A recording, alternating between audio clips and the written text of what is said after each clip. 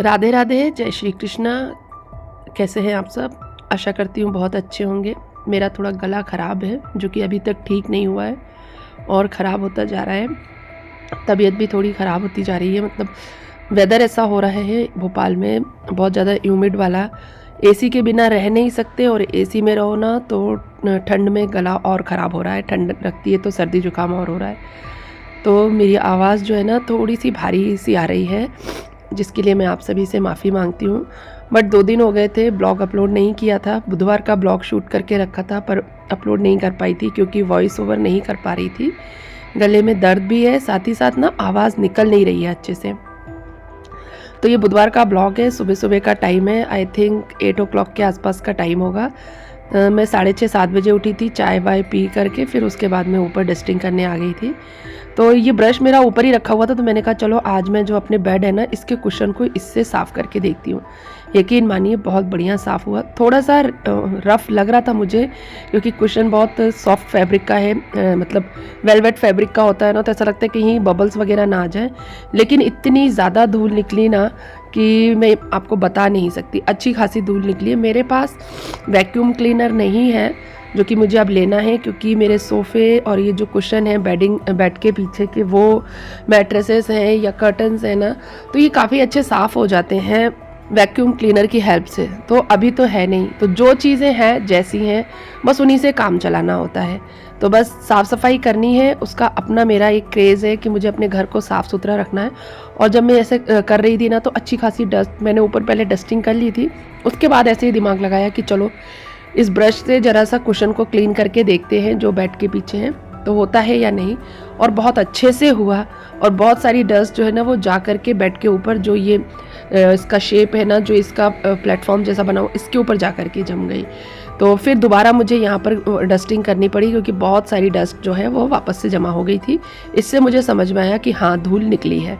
तो अगर आपके पास वैक्यूम क्लीनर नहीं है तो इस तरह का ब्रश लेकर आइए और उससे अपने जो कुशन्स हैं या फिर जो सोफ़े के कुशन्स होते हैं उनको, बेड के कुशन्स होते हैं उनको क्लीन कीजिए।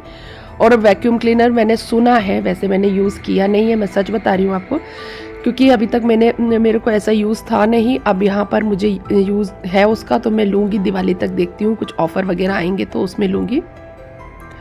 तो कहते हैं कि वैक्यूम क्लीनर से काफ़ी अच्छा क्लीन हो जाता है। अगर आप लोगों के पास है वैक्यूम क्लीनर, आप लोग उससे क्लीन करते हैं तो मुझे अपना एक्सपीरियंस ज़रूर शेयर कीजिएगा कि उसका कैसा एक्सपीरियंस है, कैसा क्लीन होता है। तो फिर मैं उस हिसाब से, अगर अच्छा होगा तो मैं लूँगी, अगर अच्छा नहीं होगा तो फिर मैं देखूँगी क्या करना है। उसके बाद जो मेरी ये चेयर है ना, मैं इसको साफ़ करने लगी। मैंने कहा चलो इसको भी मैं साफ़ करके देखती हूँ इस ब्रश से साफ़ होती है कि नहीं होती है। तो यकीन मानिए जो इसके अंदर जहाँ जहाँ ये ब्रश गया ना बहुत अच्छे से साफ़ हो गया। इसमें नेट लगी हुई है पीछे, तो उसकी नेट में ना काफ़ी कचरा घुस जाता था जो कपड़े से साफ़ नहीं होता था। तो ये ब्रश मैं हमेशा नीचे ही रखती थी, ऊपर लेके ही नहीं आती थी। कल मेरी बेटी जो है खेलते खेलते ऊपर ले आई तो मैंने कहा चलो इसका भी यूज़ करके देखते हैं। बिल्कुल दिमाग में नहीं आया था कि इस ब्रश से ये साफ़ हो जाएगी, लेकिन यकीन मानिए बहुत अच्छे से साफ़ हुई। पूरा इसका जो नेट है पीछे का वो क्लीन हो गया और जो इसका पीछे शेप दिया हुआ है और स्प्रिंग है वो सारी क्लीन हो गई और बढ़िया साफ़ हो गई। उसके बाद देखिए मेरा रूम बिल्कुल बढ़िया से क्लीन हो गया था, चकाचक हो गया। और बस इसके कभी कभी जो है इस रूम की डीप क्लीनिंग करती हूँ। डीप क्लीनिंग मतलब अच्छे से क्लीन करती हूँ, अदरवाइज़ हल्का सा कपड़ा मार देती हूँ, ऊपर ऊपर कपड़े से कर देती हूँ। अंदर मेरा जो, मैं कभी आपको अपना वार्डरोब और ये ड्रेसिंग दिखाऊंगी जो कि बिल्कुल साफ़ सुथरे रहते हैं, क्योंकि मैं एक बार जमा लेती हूँ ना तो उसी तरीके से हमेशा जमा करके कपड़े रखती हूँ, जमा करके अपनी ज्वेलरीज और कॉस्मेटिक जो है ना वो जमा करके ही रखती हूँ। गंदा होता है मेरा, ऐसा नहीं है कि बिल्कुल गंदा नहीं होता है, गंदा होता है। टाइम टाइम पे गंदी हो जाती हैं चीज़ें, मैसी हो जाती हैं, लेकिन बहुत टाइम में होती है। ऐसा नहीं कि आज मैंने लगाया, सारा चीज़ें जमाई लगाई और वो 2-4-10 दिन में गंदी हो जाएंगी, 2-4-10 दिन में मैसी हो जाएगा, ऐसा नहीं होता है। 2-4 महीने में मैसी होता है मेरा। तो जब मैं अपना वार्डरोब लगा देती हूँ या अपनी जो ड्रेसिंग है उसको अच्छे से जमा देती हूँ, लगा देती हूँ, तो उसे गंदा होने में 2-3 महीने का टाइम लगता है। अंदर से अच्छा खासा टाइम बाद ही वो गंदी होती है। तो वो मैं फिर है ना बाद में करती हूँ। तो डेली के डेली जो है ना वो ऊपर ऊपर की डस्टिंग करनी होती है। इस डस्टिंग को करने में भी, पूरे घर की डस्टिंग करने में अप्रॉक्सीमेटली 1-1.5 आवर लग ही जाते हैं, क्योंकि घर काफ़ी बड़ा है और ऊपर नीचे करते हुए करना होता है। कई चीज़ें जमा नहीं होती। जैसे बच्चों का रूम है, इस रूम में भी मैं बहुत ज़्यादा डीपली नहीं करती हूँ, ऊपर ऊपर कपड़ा मारती जाती हूँ, लेकिन जब अच्छे से करती हूँ, इनकी पूरी बुक्स वगैरह हटा के करती हूँ, फिर तो बहुत टाइम लगता है। अदरवाइज़ ऐसे ही कर देती हूँ, बुक्स को साइड करती हूँ, डस्ट पोंछ देती हूँ, फिर वापस से बुक्स को वैसा का वैसा जमा देती हूँ। और साथ ही देखिए कितना अच्छा मौसम हो रहा था, हमारी बालकनी से देखिए दिख रहा था। अभी 8:30 9 o'clock हो रहे थे, धूप नहीं निकली थी क्योंकि रात में बारिश हुई थी, तो अभी तक धूप नहीं निकली थी। पर जब धूप निकल जाती है ना, बहुत ही गंदा सा मौसम हो जाता है, बहुत ज़्यादा गर्मी हो जाती है।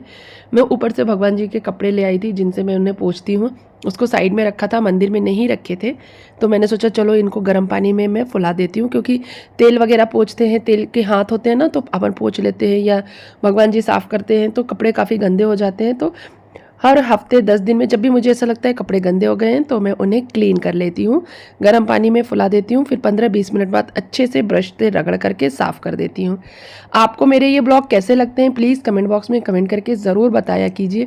मुझे ये ब्लॉग्स बनाने में बहुत मेहनत करनी पड़ती है, खुद ही शूट करना होता है, खुद ही एडिट करना होता है, वॉइस ओवर तो चलो खुद करना ही पड़ता है, पर सारी चीज़ें मुझे खुद करनी पड़ती हैं, मेरा कोई हेल्पिंग हैंड नहीं है। बस आप लोगों ही एक मेरा सहारा हो जो मतलब इतना अपना अच्छा टाइम, इतना अमूल्य टाइम बोलेंगे, बहुमूल्य समय निकाल करके आप मेरे ब्लॉग्स देखते हो, मुझे कमेंट करते हो, लाइक करते हो, तो आप लोग ही मेरी जो असली बोलते हैं ना इंस्पिरेशन आप ही हैं। आप जैसे जैसे मेरे ब्लॉग्स में व्यूज़ आते हैं, जैसे जैसे वीडियोज़ में व्यूज़ आते हैं ना, वैसे वैसे वीडियोज़ और अच्छे अच्छे वीडियोज़ बनाने का मन करता है। तो आप लोग बस इसी तरह से अपना प्यार बनाए रखें, मेरे वीडियोस को देखते रहें। अगर आपको कुछ सीखने को मिला ना तो वो ज़रूर मेंशन किया कीजिए कि दीदी आपके इस ब्लॉग में ये चीज़ बहुत अच्छी थी या ये चीज़ अच्छी नहीं थी। इससे होगा ये ना कि मैं अपने ब्लॉग्स को और इम्प्रूव करूँगी, अपने वीडियोज़ को और इम्प्रूव करूँगी और अच्छे से अच्छी चीज़ें आपको दिखाने की कोशिश करूँगी। देखिए मैं कोई परफेक्ट वूमन नहीं हूँ, मैं परफेक्ट लेडी नहीं हूँ, बस हर चीज़ को अच्छे से करने की कोशिश करती रहती हूँ। तो अगर आपको मेरे ब्लॉग्स में कोई कमी नज़र आती है, वीडियोज़ में कोई कमी नज़र आती है ना, तो प्लीज़ उसे मेंशन ज़रूर कर दिया कीजिए, मुझे बिल्कुल बुरा नहीं लगेगा। हाँ मगर कई लोग होते हैं जो क्लियर मेंशन नहीं करते, क्लियर मेंशन करेंगे ना तो मुझे समझ में आएगा। आप बस ऐसे ही बता देंगे तो समझ में नहीं आता, क्योंकि अपनी गलती किसी को नहीं दिखती है। तो अगर आपको मेरी गलती का एहसास कराना है, मुझे ये बताना है कि आपने यहाँ गलती करी है, तो उसको क्लियरली आप बताइए ताकि मैं उसमें सुधार कर। तो आज देखिए मैं ना ब्रश से ये जो कोने हैं ना मेरे सोफ़े के, इनको भी अच्छे से क्लीन कर रही थी, क्योंकि हर रोज़ है ना टाइम नहीं मिल रहा था। आज मॉर्निंग में जल्दी उठ गए थे, तो जल्दी जल्दी मैंने कहा कि 9 o'clock तक पूरी अच्छे से क्लीनिंग हो जाएगी। तो ये कोने साफ़ करके देख रही थी मैं कि हो रहे हैं कि नहीं, तो बड़े अच्छे से हो रहे थे। और अभी क्या बारिश स्टार्ट ही हुई है, बहुत ज़्यादा डस्ट होगी नहीं आगे जा कर के, तो बस ऐसे ही हफ्ते 10 दिन में एक बार अच्छे से क्लीन कर लूँगी ना तो मेरे जो लिविंग एरिया है ना ये बहुत क्लीन रहेगा, बहुत ज़्यादा डस्ट नहीं आती है बारिश में। बारिश का मौसम का एक फ़ायदा यही होता है कि डस्ट नहीं आती है और डस्टिंग का काम जो है ना वो काफ़ी कम हो जाता है। गर्मी के वेदर का, गर्मी के सीज़न का सबसे बड़ा ड्रॉबैक होता है मुझ जैसे जो साफ़ सफाई करने वाले लोग हैं ना, उनके लिए डस्ट बहुत आती है, बहुत ज़्यादा डस्टिंग करनी पड़ती है। तो मैं इस तरीके से इसको पकड़ करके ब्रश को जो इसमें कार्विंग की हुई थी सोफ़े में उसको क्लीन कर रही थी, तो अच्छे से साफ़ हो गया था। जो कोने में थोड़ी थोड़ी सी डस्ट होती है, जो हमारे जो कपड़े हैं ना उससे साफ़ नहीं होती है ना, वो बहुत अच्छे से साफ़ हो जाती है। पर इसमें टाइम बहुत लगता है, पेशेंस होना चाहिए इस तरह की साफ़ सफाई करने के लिए। मेरे अंदर तो है, जब मेरा मूड होता है ना मैं तभी करती हूँ, जब मेरा मूड नहीं होता तो फिर मैं नहीं करती हूँ। जब मेरा मूड होता है तो मुझे लगता है कि हाँ चलो आज इसको बारीकी से किया जाए। तो इस तरीके से ब्रश को पकड़ करके मैं उसका पूरा कोना कोना क्लीन कर रही थी, बहुत अच्छे से साफ़ हो गया था, एकदम चमक गया। जो थोड़ी थोड़ी सी डस्ट थी वो भी क्लीन हो गई थी। तो बस देखिए इस तरह से बैठ करके आराम से डस्टिंग कर रही थी। मुझे बाकी काम ना बोले, कोई डस्टिंग करने के लिए बोल देना कि आप आराम से डस्टिंग करिए, मैं सारा दिन कर सकती हूँ। क्लीनिंग करना, घर को जमाना, घर को लगाना, व्यवस्थित रखना मुझे बहुत पसंद है। खाना बनाना भी मुझे पसंद है, ऐसा नहीं है। खाना बनाना मेरा मतलब अब मेरी हॉबी बन गया है। पहले मुझे बहुत ज़्यादा पसंद नहीं था बट अब मुझे पसंद है।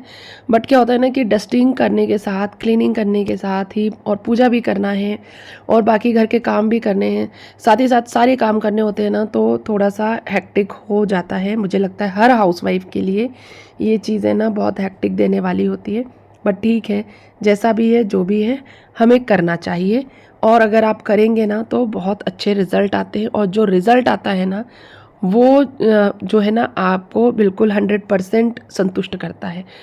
तो अगर अच्छा रिज़ल्ट चाहते हैं तो मेहनत हमेशा करनी पड़ती है, चाहे वो पढ़ाई में हो, चाहे वो अपने घर के कामों में हो।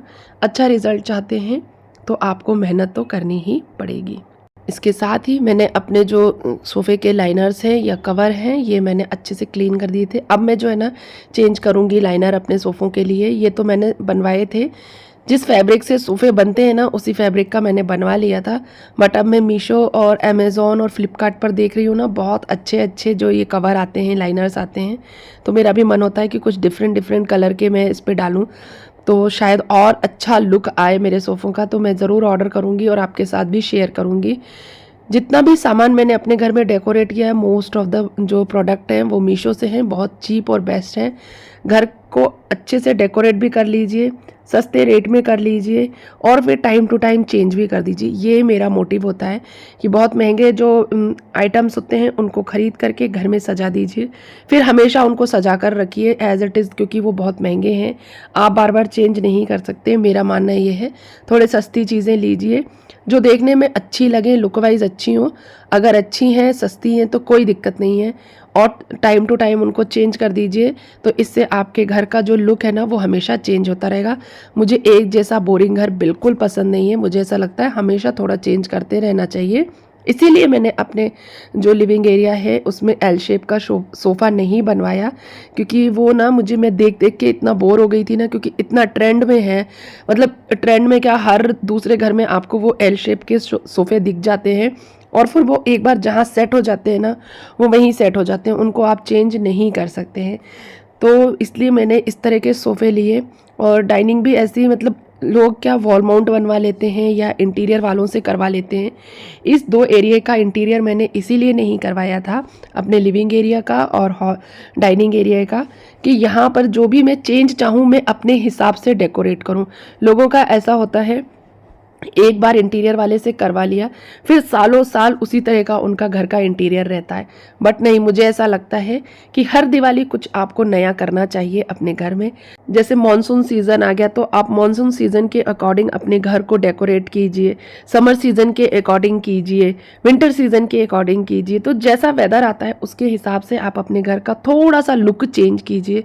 आप जब लुक चेंज करते हैं अपने घर का ना, तो आपको अंदर से बहुत संतुष्टि मिलती है, आँखों को अच्छा लगता है, देखने में अच्छा लगता है। और मुझे तो मतलब बहुत पसंद है घर को सजाना। मुझे लगता है बहुत सारी वाइफ्स को होता है, पर मैं आजकल बहुत सारी ऐसी लेडीज़ को देखती हूँ जिनको बिल्कुल शौक़ नहीं होता।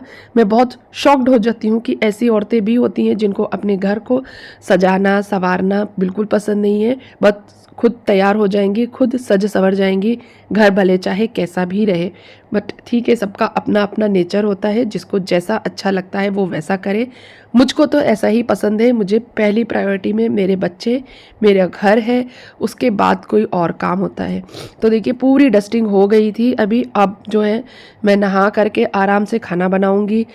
डस्टिंग एक बार हो जाती है ना तो एकदम रिलैक्स हो जाती हूँ मैं कि हाँ आज मैंने बहुत अच्छे से डस्टिंग कर ली है। जिस दिन अच्छे से नहीं कर पाती हूँ ना उस दिन लगता है कि यार आज अच्छे से डस्टिंग नहीं हुई। तो आज मैंने खाने में बनाए थे छोले, और छोले मैं ना बहुत ही इंस्टेंट तरीके से बनाती हूँ, बहुत इजी रेसिपी है।